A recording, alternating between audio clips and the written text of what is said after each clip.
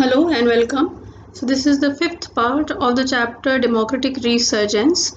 In the previous four parts of the chapter, I have discussed everything that has been included new. The three topics of the three thinkers, Jayaprakash Narayan, Pandit Deen Dayal Upadhyay, and Dr. Ram Manohar Lohia. And I have dealt in detail the topic of national emergency, causes, consequences, controversies, then the lessons from emergency and what happened after emergency. That is the 1977 election and the coming of the Janata Party government. Now, this is the new topic that is added into the chapter, and that is democratic upsurges. So this topic, the content of this has also come from the CBSE in the additional reference material. So this topic is a new topic of the chapter. Let's begin. So democratic upsurges, what is the meaning of democratic upsurges? See, democratic upsurges means the increasing participation of the people in the democratic politics of the country, broadly characterized as democratic upsurge. Okay, तो जब किसी भी समय, किसी भी एक special time में एक पीरियड होगा कंट्री का 5 ईयर्स 6 ईयर्स 10 ईयर्स का, तो जब उसमें हम देखते हैं कि लोगों का पार्टिसिपेशन कंट्री की पॉलिटिक्स में बढ़ता है, लोगों का इंटरेस्ट कंट्री की पॉलिटिक्स में बढ़ता है, लोग पॉलिटिक्स से कुछ डिमांड करते हैं, they put their demands on politics and they expect the political system of the country to fulfil those demands, तो हम इसको डेमोक्रेटिक अपसर्ज कहते हैं। ठीक है, कि जो लोगों की डिमांड्स हैं, जो लोगों की एक्सपेक्टेशंस हैं, लोगों का पार्टिसिपेशन है पॉलिटिकल सिस्टम में, उसका बढ़ना, उसको हम डेमोक्रेटिक अपसर्ज कहते हैं। ठीक है, so based on this principle social scientist have characterised 3 democratic upsurges in India. तो 3 डेमोक्रेटिक अपसर्जेस मतलब कि 3 ऐसे पीरियड जिसमें कि हम ये पार्टिसिपेशन उठता हुआ, उठाव की तरफ, चढ़ाव की तरफ देखते हैं in the post independence history. So the first democratic upsurge came from 1950 to 1970। ठीक है, ये पीरियड याद रखिएगा कि किस समय फर्स्ट डेमोक्रेटिक अपसर्ज है। ये 20 ईयर पीरियड जो है from 50 to 70s which was based on the 70s, मतलब आप 80 तक इसको समझ लीजिए, या एटलीस्ट आप इसको 77 तक तो समझ ही लीजिए। तो 1950 से लेकर 1977 तक ऑलमोस्ट जब जनता पार्टी गवर्नमेंट फॉर्म होती है, बिकॉज उसके बाद कुछ नए इश्यूज आ जाते हैं। तो 1950 से लेकर 1970 तक का जो पीरियड है वो फर्स्ट डेमोक्रेटिक अपसर्ज का है। इसमें this period was characterised by the participation of Indian adult voters in the democratic politics both at center as well as in the state. तो participation of Indian adult voters in the democratic politics of the country. अब इसको समझिए, देखिए इसमें समझने वाली बात यह है कि 1950 में हमारा कॉन्स्टिट्यूशन इम्प्लीमेंट हुआ था। ठीक है, आज़ादी के बाद का पहला इलेक्शन होने वाला था।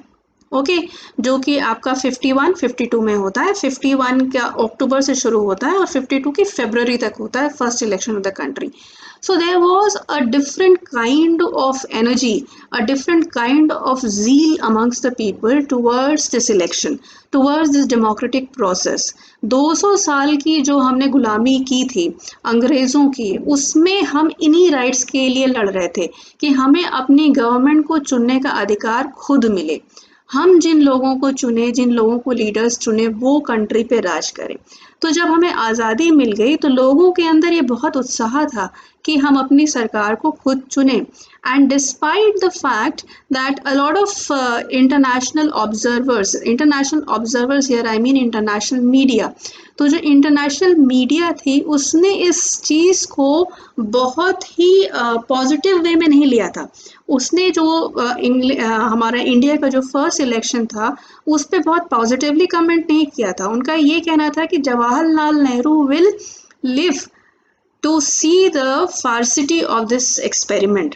तो इंटरनेशनली ये माना जाता था कि democracy requires modernization, urbanization, education and access to media, कि अगर आपको डेमोक्रेसी किसी कंट्री में इस्टेब्लिश करनी हो तो उसके लिए उस कंट्री को थोड़ा मॉडर्न होना चाहिए, लोगों के अंदर समझ होनी चाहिए पॉलिटिकल सिस्टम को समझने की, जो कॉम्प्लेक्सिटी होती है एडमिनिस्ट्रेटिव मैटर्स की उनको समझने की।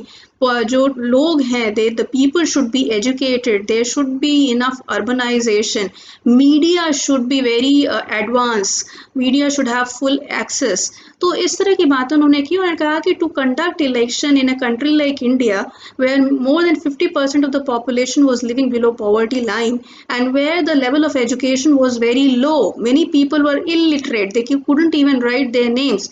So how are you going to conduct election in such a country and how can the results of the election be reliable कि हाँ लोगों ने इस गवर्नमेंट को वोट दिया है? आपको ऐसा क्या लगता है कि इस इलेक्शंस में कुछ गड़बड़ी नहीं होगी, लोग फ़ायदा, पॉलिटिकल पार्टीज जो है वो लोगों की इस मासूमियत का, इस इग्नोरेंस का फ़ायदा नहीं उठाएंगी?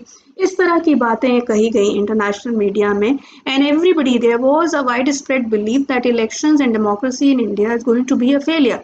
बट सबकी इस तरह की अटकलों को नकारते हुए जो हमारा फर्स्ट इलेक्शन था it was a very big success. लोगों ने बढ़ चढ़ के इलेक्शन में भागीदारी की, दूर दूर से लोग, बूढ़े लोग बैठकर पालकियों में लोग उनको अपनी पीठ पर उठा के लेकर आए to vote for the elections. The election took a very long time to complete, बाकायदा पूरी मशीनरी ट्रेनिंग हुई थी ऑफिशियल्स की, मॉक इलेक्शन ड्रिल्स करवाई गई थी for the people to understand that how they have to vote and this enthusiasm continued in the next decade also. 60s में भी हम इसी तरह का एंथुसियाज्म देखते हैं और 70s में जो था, जो यूथ पार्टिसिपेशन था इलेक्शन में और डेमोक्रेसी में, वो बहुत बढ़ गया था। तो अभी आपने इसी चैप्टर में देखा कि 72 और 73 तक आते आते the youth started putting up a lot of demands on the government कि हमको क्या चाहिए इलेक्शन प्रोसेस से और गवर्नमेंट से हमें क्या चाहिए। और ये जो मूवमेंट्स थे ये बढ़ते गए और ये रिजल्ट हुए एक तरह से जाकर इमरजेंसी में भी, बट इमरजेंसी को भी we should see it as a response to the democratic demands of the people. So whenever people are participating, people are putting some demands on the government, it should be seen as an upsurge of democracy in that country. तो ये है आपका first democratic upsurge जो चलता है 50s से लेकर 70s तक। ओके, अब सेकेंड डेमोक्रेटिक अपसर्ज की बात करते हैं ड्यूरिंग द 1980s। एक्चुअली जब ये जनता पार्टी बनी थी तो जनता पार्टी में there were many political parties who raised the issue of the disadvantaged sections of the society, of the lower classes of society, such as scheduled caste, scheduled tribe and the OBC in particular. तो schedule caste और schedule tribe को तो constitution में पहले से ही reservation दिया गया था, बट उसके अलावा उन्होंने कहा कि बहुत बड़ी कैटेगरी है अदर बैकवर्ड कम्युनिटीज़ की, जिनको अभी तक जो ये डेमोक्रेटिक प्रोसेस है उससे कोई फ़ायदा नहीं मिला है। तो हम आज़ाद हो गए हैं लेकिन अभी भी जो बहुत बड़ा तबका है समाज का, the very large population of India is still reeling under caste repressive systems. तो बहुत सी पार्टीज आई जो उन्होंने इस तरह के इश्यूज रेस किए and the Janata party government that was formed in 1977 then उसने एक कमीशन बनाया था जिसको मंडल कमीशन कहा गया। इस कमीशन को बनाया गया था, उसका पर्पस क्या था to look into the causes of the backwardness of these communities in India and to suggest the measures to uplift their social and economic condition, कि वो देखेगा कि इस तबके की जो पिछड़ापन है उसका कारण क्या है और उसको दूर करने के लिए हम क्या कर सकते हैं। ओके, ये जो मंडल कमीशन था इसने जब तक अपनी रिपोर्ट दी तब तक जनता पार्टी गवर्नमेंट गिर गई, लेकिन दोबारा जब नेशनल फ्रंट की गवर्नमेंट आई जिसमें कि बहुत सी वही पार्टीज थी जो जनता पार्टी की कॉन्स्टिट्यूएंट थी, तो उन्होंने फिर नेशनल फ्रंट गवर्नमेंट जो वीपी सिंह की आई 1989 में, उसने मंडल कमीशन की जो रिकमेंडेशंस थी उसको इम्प्लीमेंट किया और रिजर्वेशन दिया to the OBCs as well in the jobs and in higher education. So ये जो 80s का पीरियड है, that is a period of upsurges mainly coming from these OBCs and the schedule caste and the schedule tribes. और जब इन लोगों ने reservation की demand की तो फिर एक तबका जो सोसाइटी का था वो भी उठ खड़ा हुआ to oppose the reservation policy of the government. और फिर मंडल के ऊपर कितना बवाल कंट्री में हुआ था 1989 में जब उसकी रिकमेंडेशंस मंडल कमीशन की इम्प्लीमेंट की गई थी। तो ये दोनों ग्रुप्स जो थे, एक ग्रुप कह रहा था कि करिए और दूसरा ग्रुप कह रहा था कि नहीं, इसको नहीं होना चाहिए, रिजर्वेशन को ख़त्म किया जाना चाहिए। तो ये जो था ये दूसरा डेमोक्रेटिक अपसर्ज था, which and this is these democratic upsurges, Yogendra Yadav ने ये सारा थ्योरी दिया है डेमोक्रेटिक अपसर्ज का, सेकंड डेमोक्रेटिक अपसर्ज का। तो योगेंद्र यादव, अगर आप लोग जानते हो, we is a contemporary political analyst. If you have seen the electoral results of different elections, during election time he is an expert and he analyzes जो pre poll post poll analysis वगैरह आता है, उसमें योगेंद्र यादव को आप देख सकते हैं डिस्कस करते हुए। वो पूरा एनालाइज करके बताते हैं फैक्टर्स वगैरह सारे कुछ कि क्या इस इलेक्शन में काम किए, कौन सा समीकरण काम किया। तो योगेंद्र यादव एक पॉलिटिकल एनालिस्ट हैं हमारे टाइम के। ओके, तो ये जो है ये जो पीरियड है वही है participation made Indian politics more accommodative and accessible for these classes. Which classes? दो OBCs. Although this upsurge has not made any major change in the standard of living of these classes. बहुत ज़्यादा successful नहीं हुआ। अभी भी हम देखते हैं कि जो निचला तबका है, स्पेशली अगर आप रूरल एरियाज में जाइए, तो बहुत ज़्यादा ऐसा नहीं है कि उनकी हालत बहुत सुधर गई है, बट फिर भी थोड़ा बहुत इम्प्रूवमेंट तो आया ही है। Specially Dalit participation of these classes in to the organisation and political platforms. ये दो पिक्चर्स मैंने लगाई हैं मुलायम सिंह यादव और मायावती की। ये बीएसपी के सुप्रीमो हैं और ये समाजवादी पार्टी के सुप्रीमो थे, अब अखिलेश यादव हो गए हैं।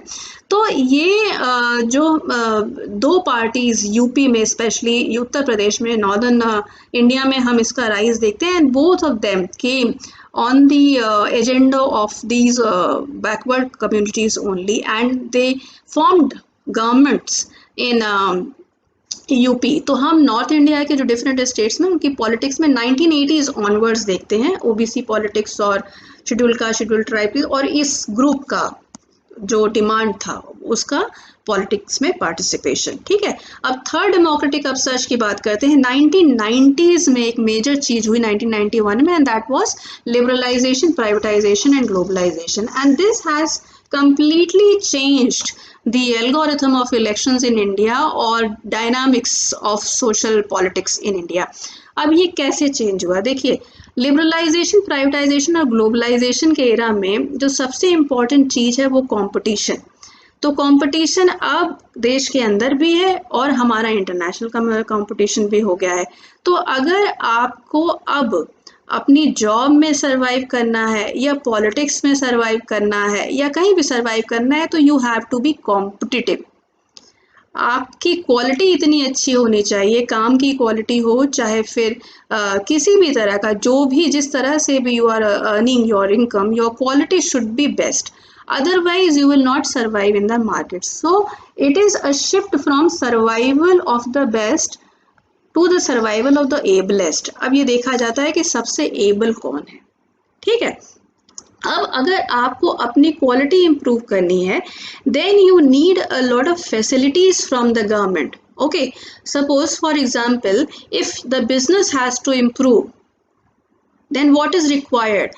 You require better transportation system, you require cheaper electricity, you require that your licensing, जितना भी आपको गवर्नमेंट से आपके जो पेपर्स वगैरह आपके थ्रू होने हैं, पास होने हैं, वो जल्दी से जल्दी हों, जो सैंक्शंस होती हैं वो आपको जल्दी से जल्दी मिलें। तो आप गवर्नमेंट से कुछ फैसिलिटीज़ चाहते हैं to make your product competitive in the internal market as well as in the international market। Okay, so now the shift is taking place from state to market। अब जो डिसाइडिंग फैक्टर है वो economics है, वो आपका market है कि किस तरह का मार्केट है और उसको उसमें सरवाइव करने के लिए आपको किस चीज़ों की ज़रूरत है। And that is why the governments are now being seen not as controller. The state is not a controller, but the state is a facilitator. अभी मैंने जो आपको example दिया, the state has to facilitate this economic growth. The state has to facilitate the individuals so that they become able to compete. Okay अगर as an individual अगर आपको international market में compete करना है and you need certain skill in India जो कि आपको कम दाम पे मिले, तो गवर्नमेंट का ये है कि गवर्नमेंट वो आपको अवेलेबल कराए. So now the government is more a facilitator than a controller. Previously the governments were controller, वो कंट्रोल करती थी इकोनॉमी को. अब क्या करना है, अब उनको फैसिलिटेट करना है so that your citizen survive in this competitive market. And this change has come through privatisation and globalisation. तो अब जो ये थर्ड डेमोक्रेटिक अपसर्ज है, जो अब सिटीजन्स का पार्टिसिपेशन है, जो यूथ का पार्टिसिपेशन है, it is concentrating more on कि गवर्नमेंट डेवलपमेंट की ओर ध्यान दे. Okay, so it is talking more of development, it is talking more of governance. Okay, तो ये अब चेंज आया है. That is why if you see in 2019 election, the slogan of BJP was सबका साथ सबका विकास. ठीक है, कभी ये पार्टी भी बीजेपी भी कभी ये रिलीजन के बेसिस पे, और राम मंदिर जो था इनका बहुत बड़ा मुद्दा हुआ करता था. अब राम मंदिर मुद्दा है बट वो उतना उसको इम्पोर्टेंस नहीं देना है जितना इस मुद्दे को दैट सबका साथ सबका विकास. ओके, तो ये शिफ्ट आया है from the caste politics to the politics of development, and that has come in the third democratic upsurge, especially by the coming of the period of liberalization, privatization and globalization. Okay, तो ये जो improvement है governance में, ये हर field में हो रहा है, और जो डिमांड्स हैं गवर्नमेंट पे वो लगातार बढ़ रही हैं इस चीज़ के लिए कि आप इकोनॉमिक डेवलपमेंट को फैसिलिटेट कीजिए. ठीक है, हमको वो सुविधाएं मिले सरकार से जो हमें अपना आउटपुट बेस्ट देने के लिए चाहिए. Okay, so these are the three phases of democratic upsurges, and here I want to tell you one thing more, is that the portions that are added up new into the syllabus, I can see that more of you are not taking care of it, कि वो ज़्यादा ना वो videos जो है देख भी नहीं रहे हैं और समझ भी नहीं रहे हैं, उस पर क्वेश्चंस भी नहीं आ रहे हैं. आप ये मान के चलिए कि जो नए टॉपिक्स ऐड हुए हैं उनमें से आपको क्वेश्चंस जरूर आएंगे, specially of those portions of which the CBSE has sent the additional reference material. So prepare these portions really well. Okay, so with this topic the chapter is completed. Your chapter of democratic upsurge is completed, and only one chapter, the last one, is left in the syllabus now. Okay, so that's all for this video. Thank you for watching. Please like, comment, share the video with others, and subscribe the channel if you haven't done so till now. Thank you so much. Bye bye.